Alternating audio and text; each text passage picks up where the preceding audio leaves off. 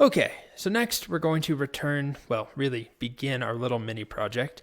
We've had some detours to talk about important concepts like the non-null assertion operator and type assertions. But in this video, what I want to do is start working on a basic to-do list. So I want to keep your expectations extremely low. This is not a course about building projects with TypeScript. There are some great ones, but they're also like 20 something hours, 25 hours. This is about the syntax and about the workflow in TypeScript. So that's what I want to show in this video in the next few, but we're not making some revolutionary app. It's going to be a basic to-do list. So what I'm thinking I'm going to do is I'm going to add a form in here. And this form will have an ID of to-do form or something like that. And then we're going to put our input inside that form and our button inside there. And then we don't technically need this, but I'm going to give my button a type of submit. All right. And then we have our to-do input, just a text input. So we don't really see anything different, but now there's a form wrapping this. And we don't have to do it this way, but it's best practice to have a form instead of just an input floating on its own. Okay. So now what I want to do is listen for a submission of this form. Instead of doing a button click, I'm going to say when the form is submitted, I want to run some code. So we have to select the form, right? Const form equals document dot. Let's use query selector this time. Just another DOM method. And I can use this ID to do form, or, well, why don't we start there? I'll use the query selector to do form. And what do we get back? Type is either null or a generic element. But it's actually pretty cool. If I just provide form, which is an element type, if you're familiar with query selector, we give it a CSS selector. So input or h1 or form, those are all elements. And TypeScript knows that's an element, and it can figure out, okay, the type should be HTML form element if you're selecting a form. But if I use an ID or a class or something, then it doesn't know, because that could be on any element. So this assumes there's only one form on the page. We're selecting the first. Well, it assumes we're selecting the first, and there could be multiple, but there is only one, and that's fine for now. I just wanted to show another way of selecting, and that it's actually pretty smart. It can look at what you're selecting, and if it's an element type, it will use the correct type there, HTML form element. So I'll add that exclamation point just so that we assume it exists, because we know it's there when the page loads. So now I want to add an event, form.addEventListener.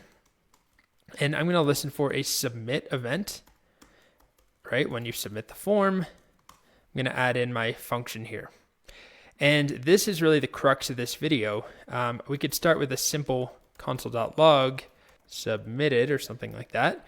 And if we run this code and I submit the form, it submits. You can see right over here, just real quick, we get that submission. But what's happening, and you're hopefully familiar with this problem, the default behavior of a form is to send an HTTP request, the page refreshes, we lose what was printed out.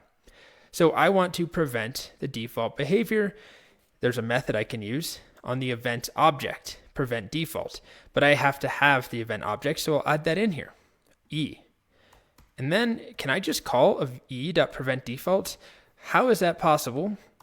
How does TypeScript know this exists on some generic E? Well, it's not some generic E of any type. TypeScript is smart. It looks at the context. It knows addEventListener. It knows submit, and it sees, all right, you're writing a callback function in there in this context. I know that E is a submit event type, and submit events have a prevent default. So I don't even have to annotate this. I don't have to tell TypeScript the type. It's pretty cool. I can prevent the default, and now when I submit, we get that default behavior prevented. We're not refreshing the page. But this only works in this context. If I move this into a separate function, how about function, let me just paste it first. Handle submit, like this. Now TypeScript has no idea what E is. It's implicitly of any type.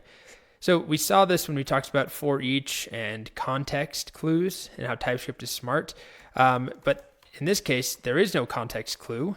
TypeScript is not smart enough to see that you're using handle submit only in this situation.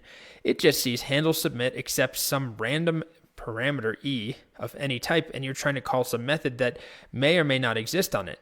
And it's going to warn us about using implicit any. So that's not what I want. I want to tell TypeScript exactly how this function will be called and what that E is going to be.